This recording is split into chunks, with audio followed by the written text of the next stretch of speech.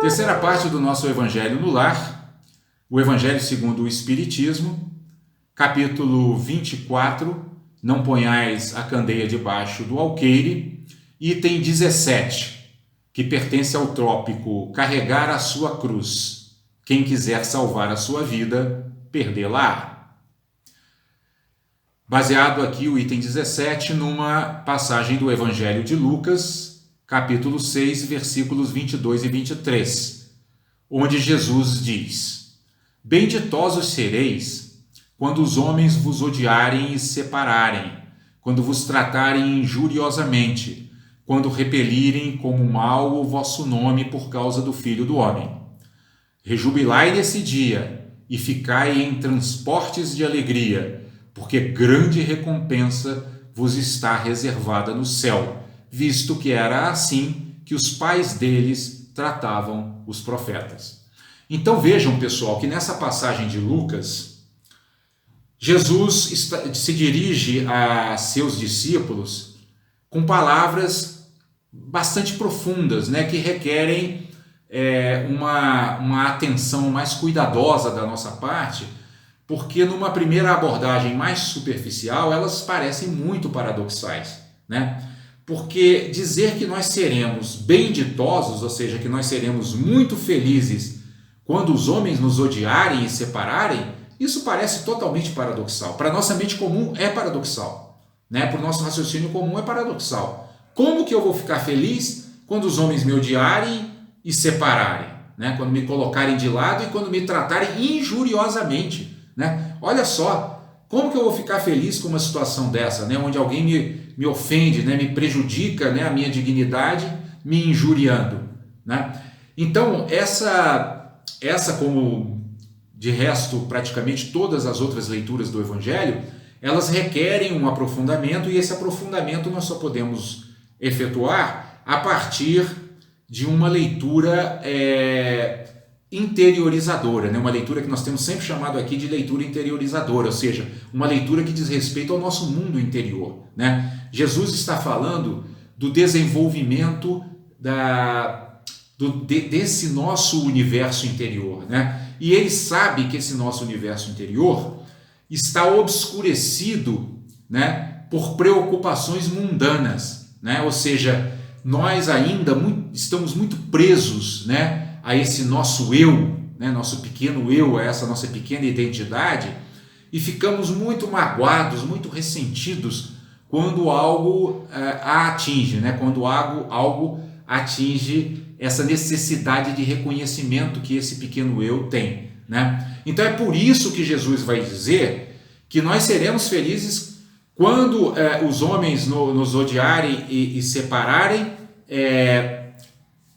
por causa do Filho do Homem. Percebam aí, o segredo dessa passagem é por causa do Filho do Homem, porque Filho do Homem era uma expressão com a qual Jesus se referia a si mesmo, né? No sentido de que ele era aquele Messias enviado, ele era aquele ser desperto que trouxe ao mundo ensinamentos para que nós pudéssemos superar definitivamente nossas aflições, eliminando de nossos corações completamente o orgulho e o egoísmo, né? Então, quando ele diz que nós seremos felizes quando os homens nos odiarem por causa dos seus ensinamentos, isso vai significar o quê? Vai significar que nós estamos praticando de fato, né? Estamos praticando realmente os ensinamentos evangélicos, e isso vai causar estranheza naqueles que ainda se encontram completamente distraídos no caminho da vida. Aqueles que ainda não despertaram nenhum interesse pela prática espiritual. Eles vão achar estranho. Por quê? Porque o ser que não se comporta, né, defendendo seus próprios interesses, ele é como um estranho no ninho nesse mundo onde o autointeresse é colocado acima de tudo. Vejam vocês, por exemplo, no nosso sistema econômico, né, ele é regido pelo que é chamado, inclusive nas leis, né, nos textos das leis, de livre concorrência, né? Ou seja, é como se estivéssemos competindo uns com os outros, né? Aí no ramo econômico é assim, cada um por si Deus por todos, né? Ou seja, cada um procurando ganhar o máximo e se lixando, né, para o seu concorrente, porque afinal de contas é uma competição, né? Livre concorrência, né? Portanto, estamos livres para competir, né? Então vejam que o nosso meio social ele está impregnado de cultivo ao ego, né? Ele está impregnado de egoísmo, de avareza, de ganância, né? Todos querendo ganhar, né? Todos querendo se sobrepor uns aos outros. E é óbvio que quando nós estivermos cultivando o evangelho com sinceridade, nós começaremos a nos distanciar desse comportamento. Nós começaríamos a nos afastar desse comportamento.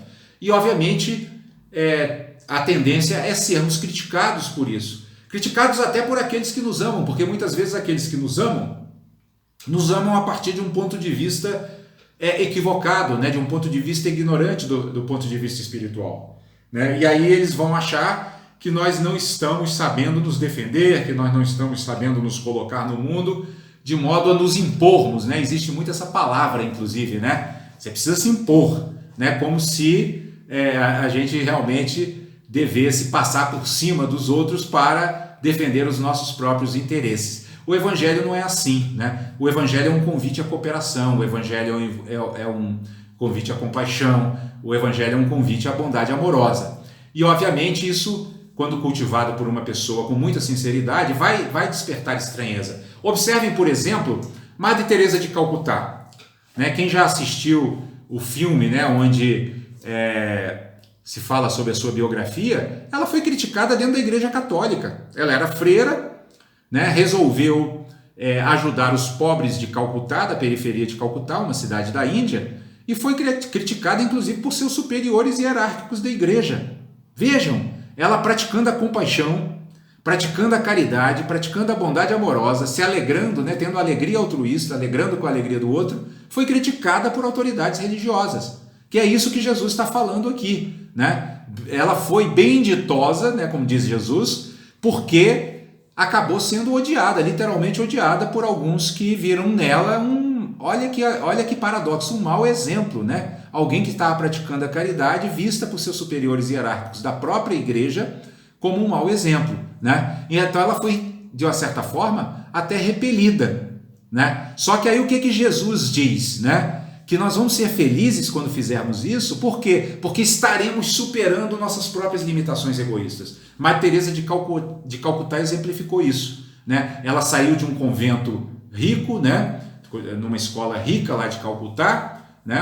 Escola de freiras, né? Onde ela, se não me engano, lecionava, e foi para os bairros pobres, cuidar de gente muito doente, né? De gente, limpar gente que estava muito suja ali, jogada, né? Sem cuidado nem dos próprios familiares, né? Então ela abandonou, né? Ela transpôs o limite do seu autointeresse, do seu conforto, da sua comunidade, da sua comodidade, né? E foi ali socorrer aqueles que se encontravam em dificuldades, inclusive materiais e financeiras, né? Então, Madre Teresa de Calcutá é um exemplo dessa transcendência do ego que foi criticada, né? Que foi injuriosamente tratada, né, por aqueles que não compreenderam a sua ação, que não compreenderam os seus movimentos, né? Mas Jesus diz que esses são bem ditosos, como de fato Madre Teresa de Calcutá era uma mulher feliz, né? Por que ela era uma mulher feliz? Porque ela era um espírito que estava vencendo esse bom combate de que fala Paulo, que é o combate ao nosso próprio egoísmo, né? Ela superou seu egoísmo, exercitou a superação do egoísmo e através de uma ação efetiva, né, do bem efetivo, como diz Emmanuel, ela de fato transcendeu os limites do seu ego e com isso se conectou com a sua natureza divina e usufruiu dessa felicidade genuína que brota dessa essência luminosa que habita dentro de nós e quando nós nos conectamos com ela, né? Madre Teresa de Calcutá fez parte desses que Jesus diz aqui na passagem que se rejubilam, né, quando são odiados pelos homens. Por quê? Porque eles são odiados pelos homens porque os homens ainda olham com um olhar ignorante, mas eles são felicitados pela possibilidade de desenvolverem vibrações superiores que em si mesmas os alegram e alegram seus corações e iluminam suas mentes, né? Aí no item 18, pessoal, desse tópico, nós temos uma passagem, né, dos evangelhos de Marcos, capítulo 8, versículo 34 a 36, Evangelho de Lucas, capítulo 9, versículo 23 a 25, Evangelho de Mateus, capítulo 10, versículos 38 e 39, e Evangelho de João, capítulo 12, versículos 25 e 26, né? Onde os evangelistas narram esse episódio. Chamando para perto de si o povo e os discípulos, disse-lhes: se alguém quiser vir nas minhas pegadas, renuncie a si mesmo, tome a sua cruz e siga-me. Porquanto aquele que se quiser salvar a si mesmo, perder-se-á, e aquele que se perder por amor de mim e do evangelho, se salvará. Com efeito, de que serviria a um homem ganhar o mundo todo e perder-se a si mesmo? Vocês percebem que aqui Jesus segue naquela mesma linha do item 17 que nós analisamos agora há pouco, né? Ele diz que aquele que se perder por amor de mim, veja que quando Jesus fala se perder por amor de mim, ele não está pedindo para as pessoas que amem a ele, a personalidade de Jesus de Nazaré.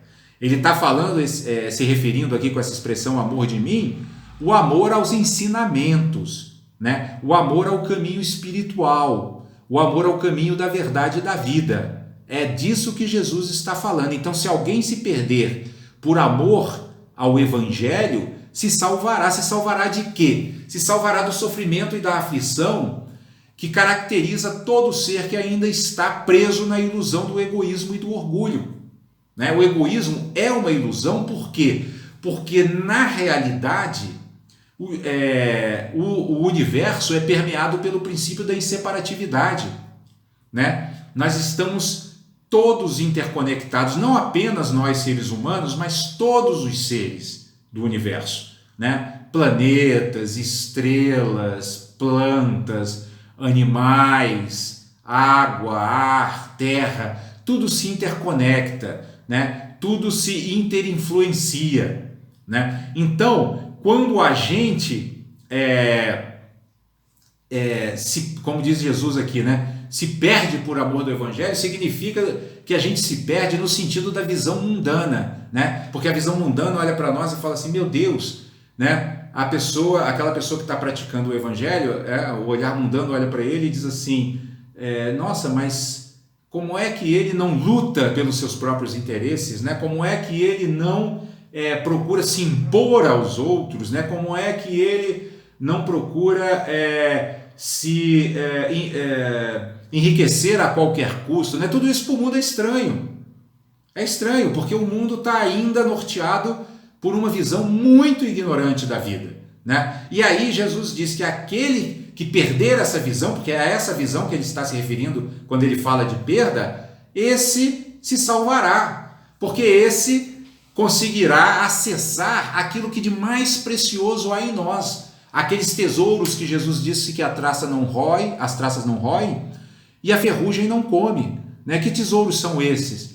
São os tesouros de compaixão, né? De equanimidade, de bondade amorosa, que levam a uma alegria, que é uma alegria completamente diferente da alegria mundana, porque é uma alegria que se alegra com a alegria do outro, é aquela alegria da qual nós falamos agora na segunda parte do nosso evangelho, alegria altruísta, né? Uma alegria que brota do próprio altruísmo, que é o oposto do egoísmo, que é justamente o antídoto do egoísmo, né? O altruísmo é aquele impulso que faz com que nós incluamos os outros nas nossas preocupações de felicidade, né? Com que nós incluamos os outros nas nossas preocupações de evolução espiritual, né? A compaixão, né? e a bondade amorosa e a alegria altruísta, elas são inclusivas, né? Elas caminham na direção contrária do movimento da mente comum, essa mente que estranha, né? Quando olha para um praticante espiritual, porque a mente comum ela é exclusiva, né? A gente percebe que todo o nosso sistema social e econômico, inclusive, ele funciona na base da exclusividade, né? Eu não sei se vocês já pararam para refletir sobre o significado, né, da expressão propriedade privada, né, que é a base, né, do nosso funcionamento econômico, a propriedade privada.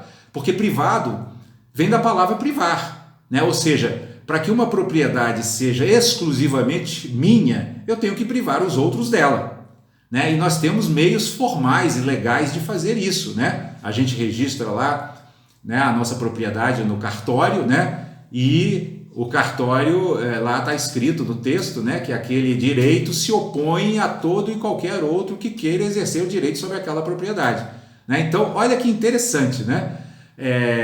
Nós funcionamos à base da privação, né? Nós não funcionamos à base da inclusão. Por isso que, quando o praticante espiritual se dedica, né, efetivamente a exercitar os ensinamentos evangélicos, ele causa uma sensação de estranheza para aqueles que ainda operam a partir dessa noção exclusivista, egoísta, né? Por isso que Jesus diz, né, que benditosos seremos quando os homens nos odiarem. Odiarem aqui não significa necessariamente o ódio naquele sentido literal que nós entendemos, mas sim significa o estranhamento, né? Quando as pessoas olharem para nós assim com um olhar meio enviesado, dizendo assim, nossa, mas por que essa pessoa não defende com unhas e dentes, né, a sua imagem, né? Por que ela não anda o tempo inteiro,